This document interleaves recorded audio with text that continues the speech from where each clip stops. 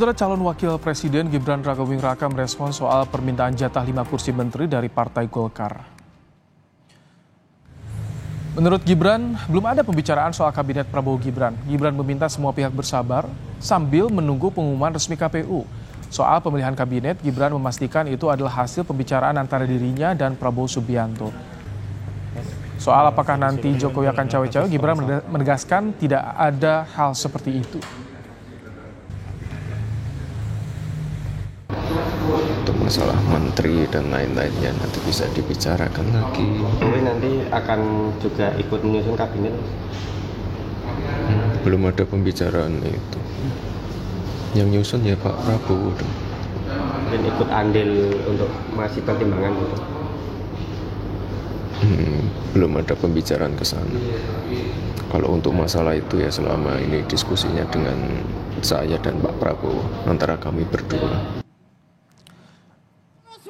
Sementara itu, anggota Majelis Tinggi Partai Demokrat Hinca Panjaitan menyebut setiap partai tentu ingin kursi menteri sebanyak mungkin.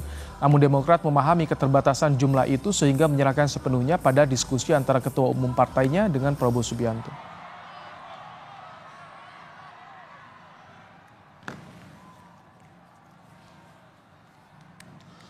Dengan jumlah portofolio kementerian yang ada dan lembaga-lembaga yang ada, tentu menjadi penting untuk dibicarakan bersama. Sehingga semua orang akan bertanya kan, Demokrat dapat berapa, Partai Golkar dapat berapa, Gerindra dapat berapa, kan begitu. Dan semua pasti punya kalkulasi dan memberikan masukan. Tentu siapapun inginlah sebanyak-banyaknya yang untuk ikut serta, karena semua juga mempunyai keringat yang sama. Karena kita 15 dari 58%, maka kita kontribusi 25% Pak Lu. Jadi kalau 25%, kalau bagi-bagi ya banyak-banyak sedikit boleh lah. Kalau yang kita sebut 5 itu minimalis. Itulah sambutan Erlangga Hartarto di acara buka puasa Partai Golkar di Bali. Di hadapan kader, Erlangga menyinggung soal minta jatah 5 kursi menteri ke Prabowo karena kontribusi Golkar dalam memenangkan Prabowo Gibran. Menanggapi pernyataan Erlangga, Wakil Ketua Umum Golkar Ahmad Doli Kurnia menilai wajar ada permintaan tersebut pada Prabowo karena saat ini 75% lebih konstituen Golkar memilih Prabowo Gibran.